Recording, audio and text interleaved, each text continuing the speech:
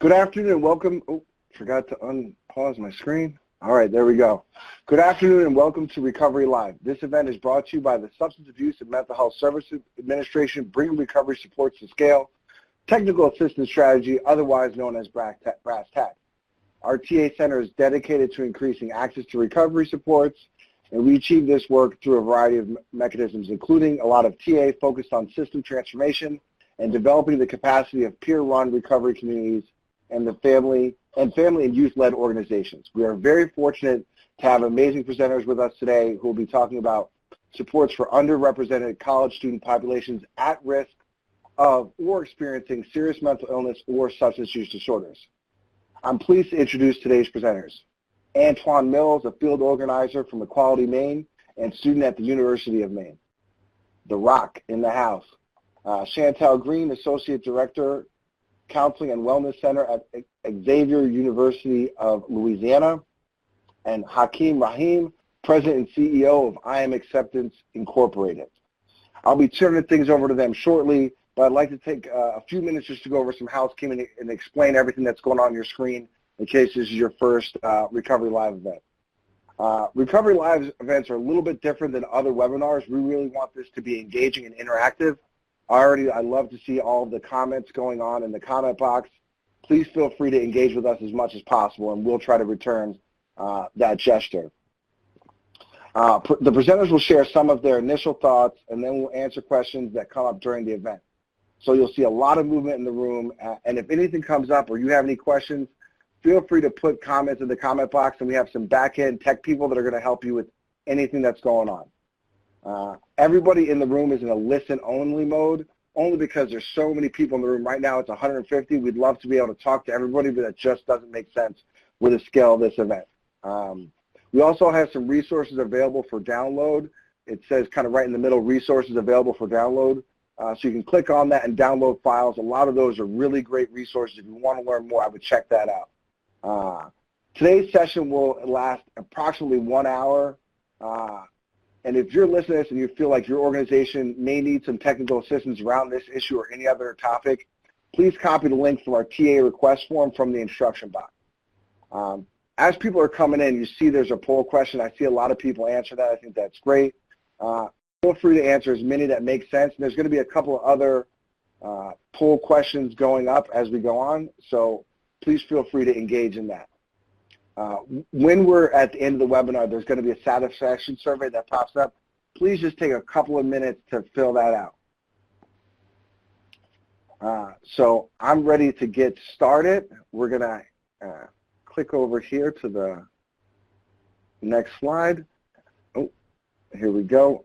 And we're going to pass it to my man Antoine from the University of Maine. All right, take it away. University of Southern Maine. Sorry about that.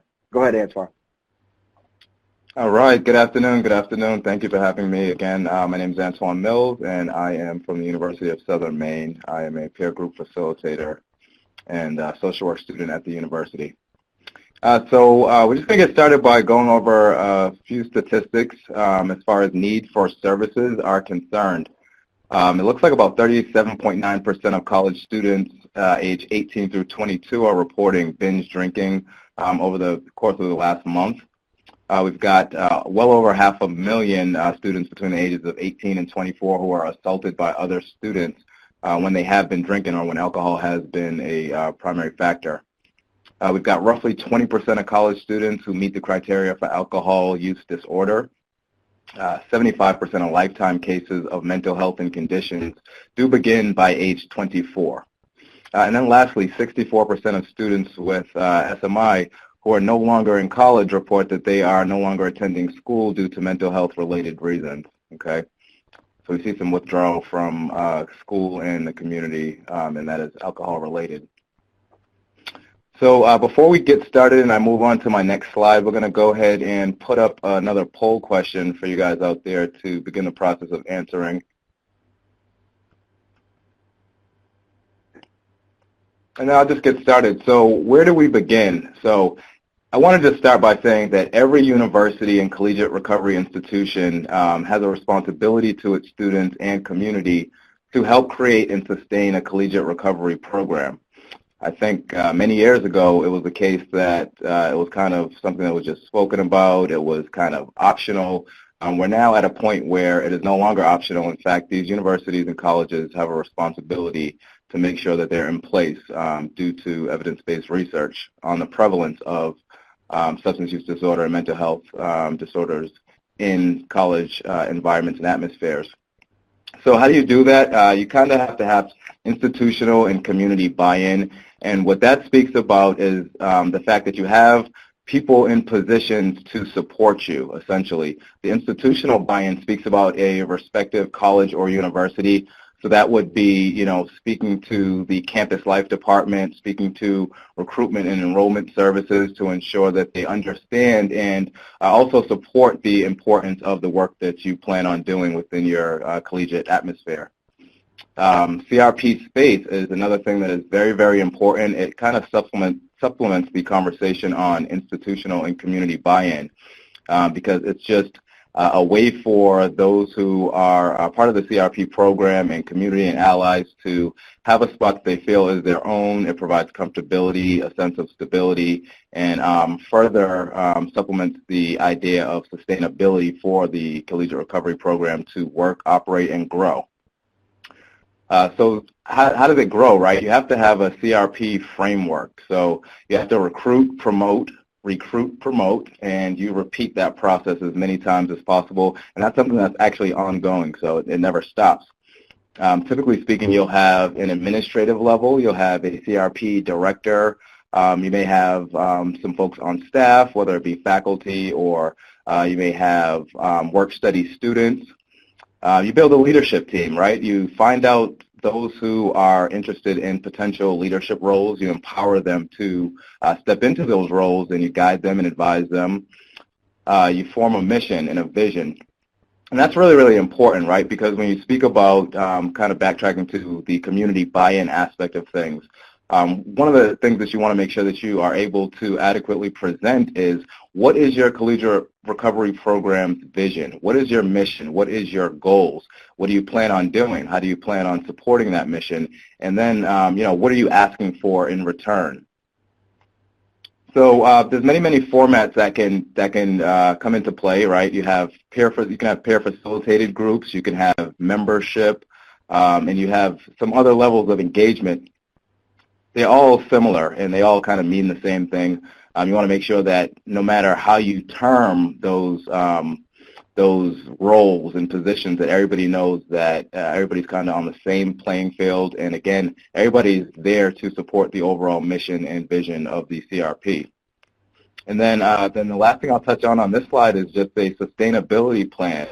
So that definitely speaks about your vision and mission, but then it goes on to what are you doing in terms of setting actionable goals to sustain your collegiate recovery program.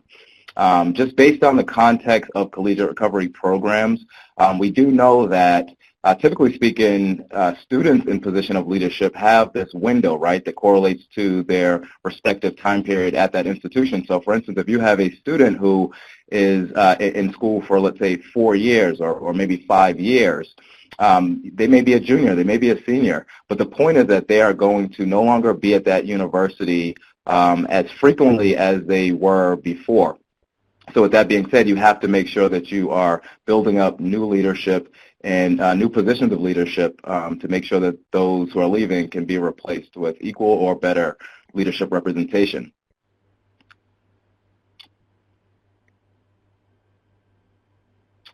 All right, so next I'm just going to speak about kind of how you go about meeting people where they're at. And by people, we're speaking about your university as well as the community.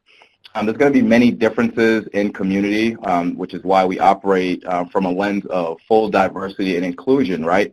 But so what you want to do in that is you want to make sure that you match your university and students. So, for instance, if you have certain populations that are represented on your campus, or you have certain populations that have respective ideas, you want to make sure that you are equally paying attention to everybody's kind of viewpoint and everybody's lens and what they bring to the table. So just making sure that you do not exclude anybody is very, very key. You want to work within your limits and resources. Oftentimes, especially given the fact that we're in a downturning economy, there are limited resources, and that speaks about kind of everything from micro, meso, all the way up to micro structures that are in place. But the point is that despite anything that may be going on the macro level in terms of funding, many collegiate recovery programs will have a set budget that's in place. Now, of course, you always have the option to do some other things to bring in resources, i.e. community events, fundraising events, and we'll speak about that a little bit more. But the fact is that you're going to have a limited resource. You're going to have to work within your budget and make sure that you don't overextend yourself, especially in that initial process of trying to create and launch a respective CRP. So one of the best ways that we have come up with to kind of reinforce the interpersonal relationship between someone in a position of leadership and the student body, the peer group leaders, the members, the folks who are interested and willing to assist your collegiate recovery program, we have to make sure that we're offering authentic and selfless leadership. So authentic leadership, that is just, it's just true to the nature and definition of the word. Be real. That's just, in 2 words, that's how I say it. It's just, be real. Give yourself, give your personality, laugh, smile. Show students and, those around you, especially in the community, that you are capable of reaching them on a level that is beyond the surface, okay? Selfless leadership. So selfless leadership means that, again, you're speaking about going back to the vision and the mission statement of your collegiate recovery program. With that, you want to make sure that you do not kind of inject too much of yourself in it, but instead make sure that you're doing it for the overall benefit of the program, of the student body, of the university, the community, outside of yourself is kind of the main point there. How you foster leadership on the campus and within a respective organization, I think, is that you model it. So again, going back to the authentic form of leadership, is that you have to present yourself in a manner that is always professional and, of course, ethical, and one that is kind of founded in some concepts that we speak about throughout is just the diversity, the inclusivity, just fully giving yourself and fully welcoming everybody into the fold is kind of the best way to go about that.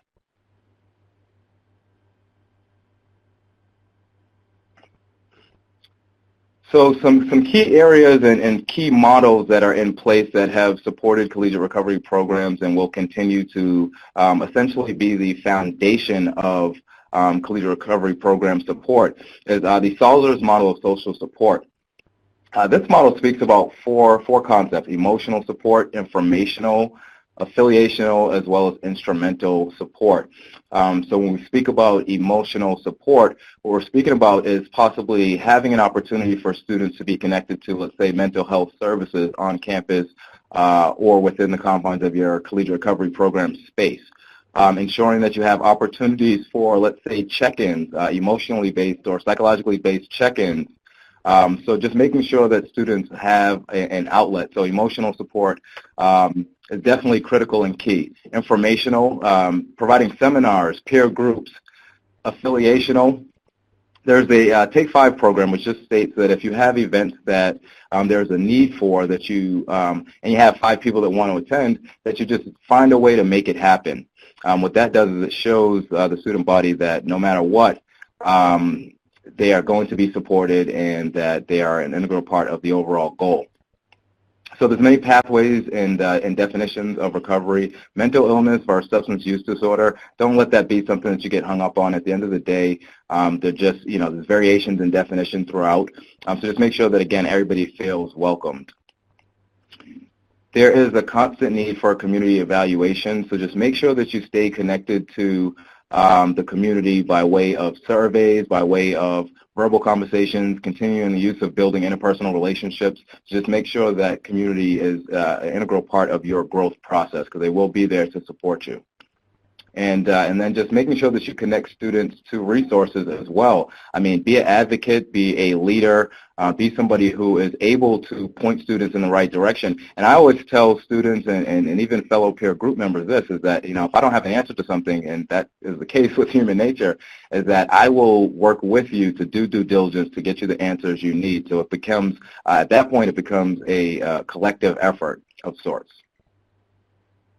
And then everyone should be involved is something that is very, very important. Make sure that you build relationships with key community stakeholders, so your multicultural affairs centers, your veteran center, which we know based on evidence, they are very much correlated to substance use disorder as well as mental health disorders. Your LGBTQ population, it's very important to make sure that they are equally involved and included in every aspect of your CRP. Housing, student conduct, making sure that there are communication lines that are open and transparent with regards to the struggles and issues that some students in collegiate recovery programs do face. And then I'll kind of wrap up by just speaking about student leadership opportunities. Just make sure that, again, you have those Take 5 events, that you're creating, promoting, and sustaining new events based on kind of groupthink and everybody's input. Make sure that you have a structure in place for peer group leaders to facilitate groups within your space and to make sure those groups are as well diverse as possible. And you want to make sure that you have a sense of mentorship within your program. So that kind of speaks to kind of a hierarchy of programs. So make sure that peer group leaders are able to lean on and get support from their directors or respective leaders, and the same will trickle down, kind of. The students will feel supported by their peer group facilitators as long as that mentorship structure is in place. So I definitely want to just speak about the poll. It says if you are a student or university employee, are substance use disorder and mental health recovery support services widely publicized on campus? And so 31% of people are saying that it is widely publicized on campus. We've got about 28% that are saying that it's no. So at this point, it's kind of an even keel as far as whether it's publicized on campus. So I guess I would leave just saying to make sure that you're doing things like promotion of events, whether it be through social media platforms, whether it be through, oftentimes college campuses and universities have what's called a email listserv that will go to every student that is part of the current student body and sometimes the former student body. So make sure you're outreaching and networking and making sure that you're making use of those types of services and platforms that have some good intentions, of course, and then but have a wide reach to the larger college university community. So thank you very much. I appreciate you guys for hearing me on this, and please create action plans. Let's take some of these concepts and move forward and use your resources and leadership to support you in doing so. So I'm going to pass it over to my colleague Chantel Gant, who's the Associate Director of Counseling and Wellness Center at Xavier University. Thank you, Antoine. Today I'll be talking about the wellness peer counselors and also the recovery programming that we do at Xavier University. And also don't forget to answer the poll question that we'll look at in a few minutes. The wellness peer counselors were founded by Dr. William Marty Martin and also Ms. Eloise Dixon, who was the former director of the Counseling and Wellness Center at Xavier. This program was created to provide advocates for the university and for students to have peer support on campus. These are undergraduate students who focus on holistic wellness. They look specifically at behavioral health, empowerment programs, Recovery Month and Wellness Week, and Wellness Month initiatives. And the motto of this group is reliable, encouraging, approachable, concerned helpers. I'm one of the co-advisors, and my colleague, Ms. Braceley Williams, is also a co-advisor. And the students apply to become wellness peer counselors, and we interview them each year, and they serve throughout their time at Xavier, and in fact, we're accepting applications right now for students. Some of the wellness peer counselor initiatives that have been very effective is called Project KD. This was a program started by one of our wellness peer counselors, Selena Gray. It focused specifically on women empowerment on campus. It consists of a 3-night program focused on grief and loss, relationships, behavioral health, also substance abuse, and career concerns. The students have been very empowered by these programs, and it leads to a year-long mentorship where upperclassmen seniors are partnered with freshmen and sophomore students. In addition, the Wellness Career Counselors have been involved with PSA campaigns, specifically on body image and sexual assault. The programs with body image, we had a poster campaign that they won first place, and we had it posted in University Center for students to just be encouraged in terms of self-esteem. And for the sexual assault PSA, it was a collaboration between Wellness Career Counselors and also one of the freshman students, and we were able to play it during our sexual assault programming, and it's been something very helpful that we plan to use in the future. Some of the other initiatives that the Wellness Career Counselors have been involved in is the underage drinking town hall.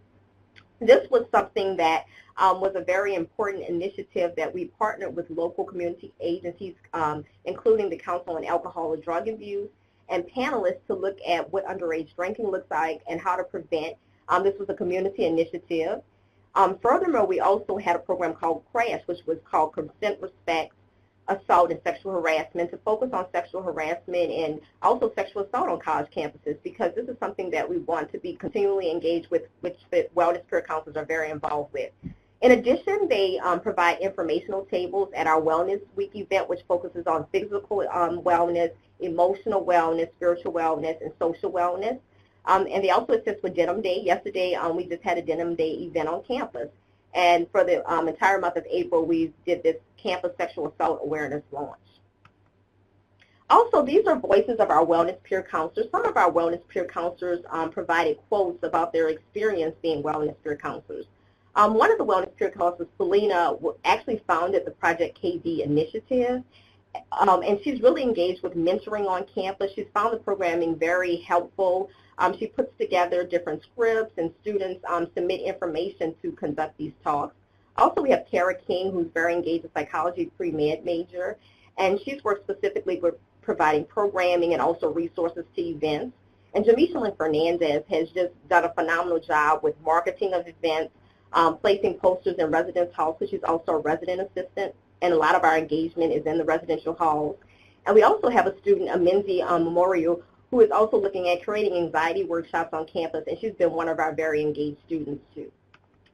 To learn further about the recovery prevention programming at Xavier, one of the initiatives that we do throughout the year is audit screenings, and basically we have these screenings to look at alcohol usage and to gauge where students are at. We also, with this screening, look at surveys of what types of substance abuse programming students would like to also have on campus. In addition, we have posters in the residence halls that the resident assistants post up that look at sexual assault and the connections with alcohol, because alcohol, we know, is one of the facilitators that may lead to sexual assault, and also that date rape drugs are very common in sexual assault, so we want to provide that education. Additionally, we provide free HIV testing at various events and also with student health. And educational brochures and informational resources from SAMHSA have been instrumental in events. Further Recovery Month campus initiatives is we have a mock car demonstration where students actively participate in the script to just kind of give their peers an idea of what it looks like for drunk driving, because we want these programs to really be educational. We also had a men's health summit that focused on for underrepresented men, physical health. We had a panelist, a psychologist, we had medical doctors to really look at the connections and components. World Suicide Prevention Day was very engaging, where students did henna tattoos with empowerment quotes to really engage their peers. And also our students have been involved with the Walk for Recovery that's sponsored by Action Against Addiction, and providing the health fair with College of Pharmacy, and also our Golden Girl Dance Pom Squad. Recently in the fall, we had a sober jam where students came together on the yard. There was music. They provided parfaits as an dessert, and they got together and really we were passing out information about recovery. We've also had Recovery Month journals for a program with Gender Equity Club, which is now called Spectral, to really look at what students have been going through. And we use social media so much, our Wellness Peer Counselors and us, we use Facebook, Twitter, and Instagram to really outreach about programming and also about mental health and substance abuse. Further initiatives, we've had a number of speaker forums with various providers. We've had the genetic puzzle of opiate dependency that's been on campus. We've had other programming about opiates because we really want the community to be engaged. We invite community agencies on campus like Council on Alcohol on Drug Abuse, LSU's Alcohol Center, to provide students with information about substance abuse and behavioral health. We even had a student who did a PR campaign actually, to market for the Events for Recovery Week, because we wanted to kind of create that campus cross-disciplinary approach. And on the anniversary of Hurricane Katrina, we had like a recovery, healing, and celebration, which was very uplifting for the community. And also, this is a picture of our students, actually the Golden Girl Pom Squad at the Walk for Recovery at City Park, and they're holding signs about addiction and substance abuse, and that's just the messaging. We want to market, and we want students to be engaged. Lastly, on that note, we want to look at the poll. The poll question is, which types of outreach do you feel most effectively attract underrepresented students to attend recovery services? And so far, the poll states 60.4% promoting services on Facebook, which we found very helpful to use social media. 5.8% of people say promoting services via a subscription blog. 64.4% flyers in high traffic areas, and 68.8% attending events sponsored by target student groups. And now I want to hand it over to my colleague, Hakeem, who will tell you more about student empowerment, and we look forward to his talk. Thank you so much. I want to thank everybody who's here and my colleagues who presented already. And I think the reason why we're here is to serve and to use what we've been through to empower others. So I'm going to talk a little bit about the work that I'm doing through my nonprofit called I Am Acceptance. I Am Acceptance is a nonprofit. We are here to ensure that each college student has full control of their mental wellness. And the reason why we're even doing this, one of my personal life experiences, that I was diagnosed with bipolar disorder 18 years ago when I was a student at Harvard University. And I know through my personal experience, I didn't want anybody else going through the similar situation. So in 2016, now a year and a half in, I founded I Am Acceptance, and what we're doing, we have 3 key platforms, and I believe that all of this is really working in consort to support and train and help student overall well-being. So one of the first platforms that we're doing is training student leaders, and as you heard from Antoine and Chantel, it's so key to engage and enroll the students, because statistics show that we know that they're going to go to their peers first. And we have to empower them. We have to all be partners in creating a safe space and reaching each other with this essential information. So one of the platforms that we're doing is training additional student leaders around mental health and mental wellness. And then we're also creating the language. So what language are we talking about mental health? What language are we using to talk about mental wellness? And one of the things that we've done is the I'm Acceptance College Tour. So we've been to 15 campuses, including 10 of the SAMHSA grantees campuses. We've spoken to over 3,500 students. And what we found is that creating the space of vulnerability and unlocking the personal narrative and then providing information about how do you take care of yourself has been so important and powerful to students coming forward and saying, hey, you know, me too.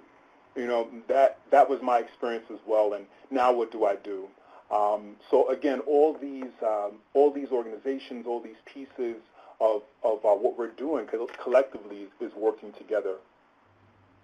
And then cultivating the language, that's another piece that we're doing, and I think what Chantel and Antoine talked about is really, again, how do we shift, how do we talk about mental wellness and mental health? So one of the things that I'm Acceptance, we have 10 ambassadors across the country now and 6 different college campuses and expanding. And what they're doing is hacking Instagram through the platform called Health Esteem, and again, changing that language around mental health and mental wellness. And then they're also blogging. The ambassadors are talking about their life experiences. They're talking about what's going on the ground, what's been helpful for them, and through their personal narratives, and really speaking to the mental health and mental wellness. And finally, one of the things that's so important is sharing tools, as we've been doing on this webinar. And this is one of the tools that you can download. These are 5 tips for mental wellness that you can use to distribute, you can use for yourself. And again, it's not only about the absence of illness, it's how do we take care of ourselves and how do we empower not only the departments that we work with, not only the faculty and the students, but each of ourselves as healers. Oftentimes we don't take care of ourselves. and I know that firsthand. So along with us doing the work, how are we taking care of ourselves? So that's such an important key component as well. And then finally, I want to share a few resources. There was a panel and webinar last week at the Harvard School of Public Health, and they brought up highlighted a number of key issues around student mental health. A couple of the key things that jumped out at me at this presentation is, one, that colleges, we're aware of what's going on around student mental well-being. Students are reaching out for resources now sometimes twice or three times what it was 5 years ago. So colleges, we're aware of the need now. The second piece that jumped out at me is they said, how do we empower and support and enable students to be leaders on their own right? And that's another thing that we're talking about here in this webinar. And finally, we really have to look at the centrality of emotional preparedness and well-being. So not only now, it's no longer just about how do I prepare academically, but how do we deal with our emotional well-being. And they showed that a survey said that students are more concerned now about their emotional well-being as much as academic well-being and preparedness. So really looking at those two hand in hand and not making them separate. And then finally, there are some other resources that you can go to the Samhsa site, and these are downloadable resources, and please do use them, use this key information that Samhsa is providing. And again, you will have this information, this PowerPoint to download. And I want to open this forum now for us to answer any questions that you may have. I'll throw it back to Devin. All right. First, I just want to say thanks to all the presenters. You guys were concise and informative, totally awesome. So now we are switching to the Q&A format, but real quick, I'm just going to mention the poll real quick. It seems to me that the things that you all think is the best way to engage your students is going directly to student groups and sponsoring events with student groups that are the target population. So instead of saying we want to engage LGBT organizations, we go to the Gay Straight Alliance, we go to the LGBT organization on your campus and say, let's do something together, right? And social media is so important. And a lot of times I hear from the younger people that I work with is that, I only use Facebook so my aunts and uncles can see what's going on, and they may be on Snapchat or Twitter or Periscope, so we don't want to just narrow things to Facebook. And of course, flyers in high traffic areas are so important. So we've gotten a lot of questions, and I want you all to keep throwing questions at us because we're going to do the best we can to interact with this panel. And real quick before we go to Q&A, I just want to acknowledge how awesome it is to be on this webinar today and see, so many black faces here sharing what it's like to be people of color, working with people of color, and talking about serious mental illness and substance use disorder. That's just a really awesome thing for me to be a part of. So the first thing I want to put out towards the panel, and we're going to put this towards Antoine and Chantel, I'd love to hear from both of you.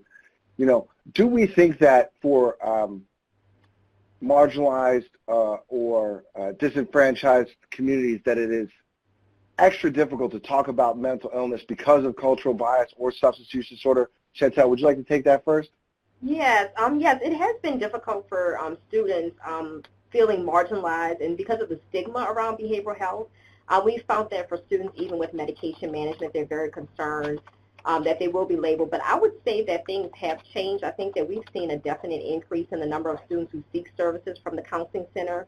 I think one thing that was helpful was when we changed locations where we're in a resource center now. Before it was the counseling center was a separate building. So I think they're more comfortable coming in. And in fact, they're referring their friends. They're being very open that they're coming to counseling. So I'm starting to see the stigma be reduced. I think the issue is that more students are willing to come individual, but still there's some hesitance about going to group counseling and sharing it in a group. All right, thank you.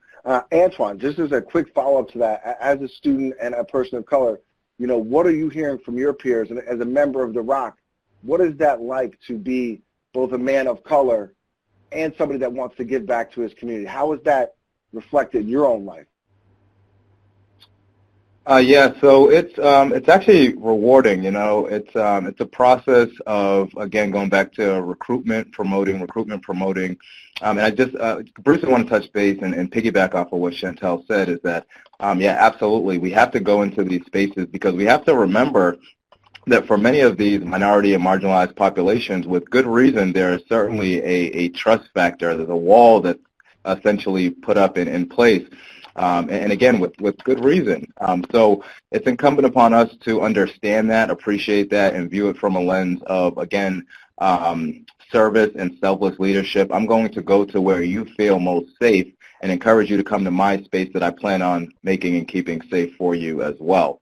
But just going back to what Devin specifically asked in terms of my experience, it's something that is rewarding. It's something that is also challenging me to make sure that I also am mindful of recruiting people that do look like me so that we do have more equal representation within the collegiate recovery program, within our space, because again, we are also members of the space. We are also valid and we deserve to be heard. So one of the things that helps to make a person of color in a position of leadership feel safe is essentially the same things that would make anybody else, and especially a student, feel safe, which is full inclusivity and representation that looks close to as equal as possible and representative. Awesome. Thank you so much. So the next question is for Hakeem. Hakeem, when you're doing these presentations, how do we create safe spaces for students of color to feel like they can engage with your presentation and really feel empowered to talk about their own experience in the reflection of your experience as a student at Harvard going through what you went through? Yeah, I think one of And don't forget to unpause yourself there, sir. You got it. Awesome. Thank you. Thank you. I think the key things is in the fact of seeing somebody of color, seeing somebody that looks like them, just out there sharing, and that in itself, I've found that leading from example has been so huge. So I think I'm partnering with students of color organizations, whether it be fraternities or sororities. I found that when those groups are connected, the college tour or with an event on campus, it does create safe space, because when you see somebody like you doing what you feel that you can't do, it's truly affirming. So I think really partnering with organizations that, whether it's the Black Student Union, whether it be fraternities and sororities, that directly can speak to a similar experience, I think that in of itself creates that safe space. Awesome. Thank you so much. The next question is for Chantel, and it's really kind of a follow-up. What I'm hearing over and over again is collaboration is key. And I was wondering, what success have you had engaging graduate students and other university staff to grow your efforts and forward the agenda of wellness and recovery? That's a great question. Actually, we've had success with graduate students. We actually have, by us having a College of Pharmacy, they've been very engaged with supporting programming. They do informational talks on prescription drug abuse, on substance use and medication management. They'll do them throughout the semester. We have various colleagues like Dr. Lakeisha Williams, who's very engaged with our programming, and also the College of Pharmacy students overall. Also our counseling graduate students, because we have a master's counseling program. They've provided screenings at events. They've also helped with informational resources like for our Suicide Prevention Day. So we've been able to collaborate with graduate students, and also we have an interdisciplinary committee where we have faculty from psychology, political science, and mass communications who have been very engaged in committees, and we've also had professors in other specialties and disciplines, and as well as we have representatives from housing and residents involved with our activities. The library also does a display for Recovery Month and various behavioral health initiatives, campus ministry. So we've had partnerships across campus, so that's been very beneficial for us, that everyone has wanted to work together, and I think each year we're growing in partnerships too with community agencies who also want to work together to help us with programming too. Awesome. You know, one thing I wanted to acknowledge is we have a participant, Shayla, who's been, you know, really engaged, and I appreciate that. And she shared with us that as a student, she doesn't feel supported, so she often doesn't disclose her mental illness. And I just want to say I'm so excited we have a forum where this space is safe enough that she can share that with us. And I just want to encourage you to keep trying to create those spaces and keep opening up when you feel safe, because you are the change agent on your campus. And that's what this presentation is all about, because it can feel so isolating. But in this 1 hour on this Recovery Live, sister, you are not alone. We are all with you and want to support you. So feel free to connect to all of us, myself, Antoine, Hakeem. We want to connect with you and your peers because you are the change agent on your campus. And I think it's awesome that you're interning at the Mental Health Association. Those are great organizations across the country that are working to bust down the walls that keep us feeling alone and stigmatized. So a quick question for my man Antoine. Antoine, how do you feel like your work as a community organizer has translated to organizing students in recovery at the Rock? Yeah, thank you, Devin. So this question excites me because, it's a very real aspect of collegiate recovery program, but also just life in general, right? So, yeah, absolutely. One of the things that I'm really big on is building interpersonal relationships. Again, that directly correlates to an earlier topic when we spoke about authentic leadership.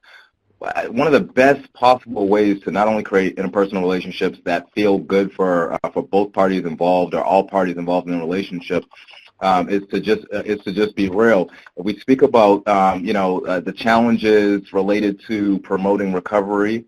That's real, because if we think about the college platform and atmosphere, right? There's a lot of students on campus who kind of think that partying and drinking and taking part of those activities is kind of the thing to do, right? So now we speak about culture and cultural change. So in order to do that, one of the things that I think is incumbent upon a collegiate recovery program and those who are in positions of leadership is to make sure that you're finding ways to get students to understand the benefit of not partaking in those types of activities. Awesome. So real quick, Antoine, as a student in a collegiate recovery program, how have you found that this collegiate recovery program provides a normative college experience? So on a Friday night, I'm not going to go out drinking. What are the social activities that you guys are engaging in, or you all are engaging in at the Rock, to still have fun in college? Yeah, absolutely. So, so there are a few things, right? So, whether you're having an event, kind of like a planned event or not, let's look at it from a lens of identifying kind of what Devin just touched base on, which is kind of like a Friday night, right? That is in the drinking world. Let's just be all honest. Friday, Saturday night, those are primary days for those type of behaviors to occur. So whether you have a formal event planned or you don't, try to have somebody at the collegiate recovery program space that can be there just kind of as a support system, kind of as a drop-in hours, so to speak. So those who wish to abstain from those activities have a safe space that they can go to and abstain. Secondly, another way to go about that is to make sure that you are planning events on those targeted days, like a Friday evening. The Rock, we have game nights that we do on Friday evenings. We also have somebody that is available for, like I said before, just drop-in hours. People can always go into that space, take part of, we have art supplies we have games, art supplies. So we try to make it so that anybody who wants to just drop in has something that they can do to feel comfortable in abstaining. So that's a great question. Thank you. Awesome. So, Hakeem, could you talk to us a little bit about what the work that you do to empower student leaders or your ambassadors on campus? Because what I make up in my mind is there may not be an existing structure, and that's why, these students gravitate to the awesome work that you're doing. Yeah, and I think what we are looking at I Am Acceptance is not only talking about mental health and talking about mental illness, but acceptance, as you know, talking about substance use and mental illness. Acceptance is the first step towards health and healing. So it's not only about the now, but how are we living into what we want to create for ourselves and our campuses. So I think it's that future-oriented, mission-focused acknowledgement that it's not only what we're doing now, but what we can be later that really has attracted the ambassadors. And they, it's just the beginning, and we're inviting so many other students and campuses to join this movement around openness, acceptance. So I think, again, it's kind of that vision-focused idea and concept. Awesome. And Chantel, from your presentation, I really sense that you all also have a vision on your campus of wellness and just getting, I just love the pictures of just so many students involved and excited for life. Tell me, how do you go around engaging these students? How do you recruit them? Where do we find these students? Thank you. Thank you so much. We're really excited about the students who, they've been so engaged. What we do is we actually have interviews for wellness peer counselors. For students, we advertise in the Student Xavier Herald, also on social media, on Twitter and Facebook, and we post flyers around campus, and our current wellness peer counselors also recruit. So I think that's been very helpful, and once we interview them, we get more of a feel of the different programming initiatives they would be interested in their level of engagement, and from there we move into programming and meetings, and email communication is a lot of things that we do in social media. So I think that we've just been able to find this great group of students, but it's been a recruitment process. And I think also when students see us at other events, even the program Project KD, that has also helped to move other students into wanting to be wellness peer counselors. So we use every event to try to engage students and inform them that they can become wellness peer counselors. Awesome. So this question is for Chantel or Antoine. I don't know why I keep saying that. Do you all have a NAMI chapter on your campus? And if so, how have you all been to engage? How has it been to engage with them? We actually don't have a NAMI on campus, but we do use resources from NAMI's website, but we actually don't have one at present. I think just because we have the wellness peer counselors, that's been more of the direction, but I think that's definitely something to look at in the future that would be beneficial for our campus community. Awesome. And how about you, Antoine? Do you all have a NAMI chapter on your campus? We actually do, Devin. So we have a close relationship with our NAMI on campus. Our NAMI on campus has been around for going on its second year, similar to our recovery program. And again, that's a working relationship. Many of the peer group facilitators involved in our collegiate recovery program are also very much an integral part of the NAMI on campus community and attend events. And it's also a way to foster a reciprocal relationship with another group on campus. That's another way to recruit and promote and sustain your collegiate recovery program, is that you ensure that you are being reciprocal with your time and giving out to other groups on campus. Young people in recovery is something that we are connected to on campus. I attend a couple of meetings when I can for the main chapter of Young People in Recovery. And so yeah, we do have connections to them, but we're more so connected to the NAMI on campus, and it works out well. It's again another opportunity to ensure that students are feeling that we have diverse services and that they are fully included should they feel that they fall in line with mental health issues and disorders. And to add on to that. Those are the organizations, the Active Minds, the National Alliance on Mental Illness. Somebody asked in the chat, what is NAMI, National Alliance on Mental Illness? It's one of the largest national mental health nonprofits. They're the organizations, they're the campus organizations that have most reached out to I Am Acceptance. We've actually been on, we were at Purdue's campus 2 weeks ago, and that was a NAMI on campus. They held their third annual symposium, and they wanted voices. The students were leading and saying that here's what we want. We want to change on campus. And by them embracing what they wanted, they were able to get events and get the attendance. That's what we found. When it's student-led, the attendance is, the events are much more well-attended when they're student-driven. So I think as you can see from Chantel's work, that it's clear that one is so important.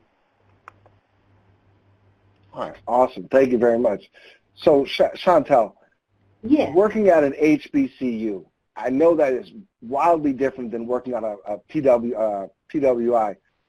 Talk to us a little bit about what brought you to want to work in this space, working at a HBCU, and why that's different than other universities that probably a lot of our participants are from. Yes, I'm actually, I am a graduate of Xavier University, so going back to my undergraduate institution was very important to me, and also being from New Orleans. It has been one of the greatest experiences that I've had to work with students here, to really encourage them and engage them that it's okay to seek mental health services, behavioral health, substance abuse. And so for me, it's being able to reach out to a population that is underrepresented and marginalized to let them know that it's okay to seek services, that we're here to support them. And I think it also helps that they see someone that looks like them, that they can relate to and engage with. So that's been something that's been very beneficial. I'm working here, being able to give back and also look at different initiatives that we think that would be very important. So the experience working here has been phenomenal, and I think for me, I love working with diverse populations, and I think also we have a strong Asian American community also at Xavier University, and we've also seen students from the Asian American community who have been very comfortable with seeking services, and we also have students who are international, are immigrants as well, who have been very engaged, and where we try to reach out to every student so everyone feels accepted and included in our programming. Absolutely. So Hakeem, when you're doing your presentations and engaging students, what is the most important thing we want our students to know about mental illness that maybe we're not teaching them in high school or in the student orientation? Yeah, I think one of the key things is that it's okay not to be okay.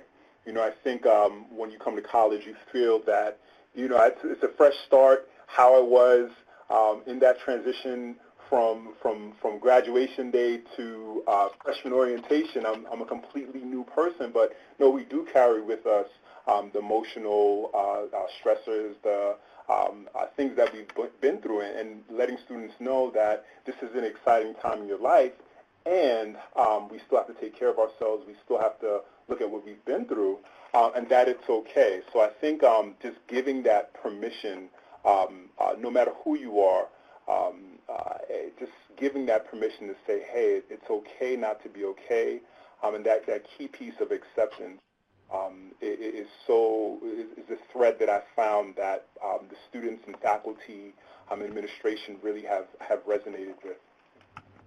Awesome, awesome. So a quick change of gears. I want to talk a little bit about LGBT community and students. I hear over and over again on college campuses that they may feel isolated or a fear or mistrust towards some majority populations or programs. What are some of the programs, what are some of the practices at the Rock, Antoine, that your CRP has done, or maybe you've heard around the country, to not only recruit members of the LGBT population, but also engage them and make them feel that your space is heard, or your space is safe, and they feel heard and valued on your campus? Yeah, absolutely. Great question, Devin. So again, just to reiterate, I am a field organizer with Equality Maine, which is Maine's oldest and largest statewide organization that is aimed at securing equal rights for the LGBT population in the state of Maine. So it's very important to me that I utilize the skills to bring it into our collegiate recovery program to fully diversify. And yes, many people who identify in the LGBT community, much like any other minority population, they have very, very valid reasons on why they are mistrustful or why they have concerns for their safety, and that is all evidence-based. So if you're speaking about how some of the best practices as to how you can make the LGBT community feel safe in your collegiate recovery space is, again, representation and leadership as well. So peer group facilitation is something that we have. We have what's called queer recovery. So once a week for the entire year throughout both semesters, spring and fall, we have somebody that facilitates a peer group that is aimed at, speaking about queer recovery and issues that feel comfortable and important to that community. So that's very important that they see representation in the form of groups that are facilitated. Having welcoming and inclusive signage in your collegiate recovery program is very, very important. That's one of the simplest ways, actually, if you think about it. You just print something off that says all are welcome, or print off something with maybe a rainbow flag or something of the sort, something that just says, we see you, we hear you, we want you, and you are welcome. And then one of the last things I want to touch base on briefly is just language matters. Language matters, language matters. So we want to make sure that within our collegiate recovery programs, we have a heightened awareness and education on appropriate or what could be conceived as possibly offensive language, right? Again, going back to how can we make people feel safe and how can we make people feel included, it is incumbent upon us to educate ourselves in positions of leadership and peer leadership and membership on some of those best practices. So language matters. Lastly, gender pronouns. So our groups do offer gender pronouns prior to the group being led and structured. And that's just a way to make sure that everybody's individual identity choices are being heard and they're welcomed at the table.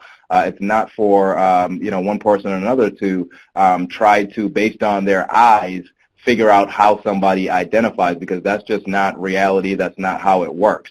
So how it works is that everybody has an opportunity to change how they identify. That's not something that's that's set in stone. It could be fluid, and that flexibility is what's going to allow for folks who are attending groups to feel safe within those spaces. So I guess I would leave you with making sure that you also offer gender pronouns: he, him, his, she, her, hers, they, them, theirs are common gender pronouns that are used. All right. One more follow-up question for you, Antoine, and then we're going to jump around to the speakers real quick for last thoughts before we wrap up. Is there an LGBTQ center on your campus, and what's it been like engaging with cultural centers, is what I would call them, on your campus?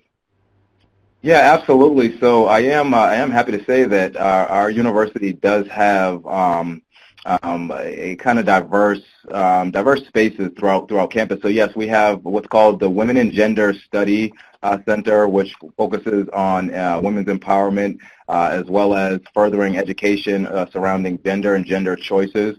And then we also have what's called our Center for Sexualities and Gender Diversity. So that center is very much so focused on, again, full inclusivity and making sure that everybody's voice is heard, especially those that are members of the LGBT community. And yes, lastly, we do have a reciprocal relationship with both centers. We make sure that we go to their space, their respective spaces, and advocate for them. We go to their events, they come to our events, we keep open lines of communication, and then also we lean on them as a resource as well, right? If we have students who are coming into our space, and let's say we have peer group facilitators who may not be knowledgeable on a respective question or comment or concern, we utilize that relationship to get them the answers that they need. So yeah, definitely build those relationships with those centers. All right, awesome. So real quick, for each one of our presenters, kind of rapid fire because we're running out of time. Antoine, if there was one thing you wanted people to walk away to remember from your presentation or from this webinar, real quick, what would it be? So I would say just go to work. Go to work. Put your blinders on and just continue to go to work. Do not get discouraged is something that I definitely want to highlight as well, because again, especially for the newer programs that are trying to recruit or promote or sustain themselves, it is challenging, and it is challenging work. So just, don't get discouraged. Use the resources around you. Use your support systems, whether it be the ARHE, Brass Tacks, whether it be Devin, Chantel, Hakeem, any of the presenters, Ariel, Amy Boyd, everybody. Just use them, use them, use them. That's what they're there for. So use your resources. Don't get discouraged. Awesome. Hakeem. Yeah, and building off of that, training leaders, training the students on campus. You saw how that the power of that at Xavier, and I want to acknowledge Chantel for the work that she's doing in training the student leaders, and that's what we're looking to do, and also focus on well-being as well. How are you taking care of yourself as a practitioner, as a group leader? Because I know that we can often, as individuals who are doing the work, lose focus of that for ourselves. And just saying again, as Antoine said, we are here. You know, if we can be a resource, if however we can assist, and this is a group effort, it has to be from top down and from bottom up. So it's all hands on deck, and however we can serve and assist as well. Awesome, Chantel. Yes, first I want to say I'm amazed by the work that Hakeem and Antoine are both doing. It's just inspiring and just giving us more ideas of just the wonderful engagement. But the main word I think I would say is advocate. Advocate. I think that's so important that we have advocates in the field, whether it be counseling staff, but I really, the advocacy for everyone on college campuses. It can't just be the counseling center. It has to be professors. It has to be administrators. It has to be students. Everyone has to come together and advocate. So I think advocacy is the biggest thing. And I think just encourage and support. We know that this is also the work, you know, the not putting it just on one person, working together as a team and just encouraging one another that we can make changes and just help students to know that they're going to be okay and that we're there to support them. So those are the main thoughts that I have. Awesome. So, you know, I just want to thank everyone that came out today. Far too often our students feel unseen and unheard, and today it was really obvious from our presenters and our participants that we all felt heard. And if for any reason you felt unheard today or we didn't get to your question, please feel to reach out. We want to connect with you. We want to know about you. And if you want to find out more about Brass Tacks, please email recoverylive@centers4si.com. Again, thank you so much. When this webinar ends, there's going to be a survey. Please take a couple of minutes to fill out the survey because we want to know how we can continue to provide awesome content for you. And again, thanks to all presenters. You guys did an amazing job. And everybody have a great day. We'll talk to y'all later. Bye. Have a great day. Bye.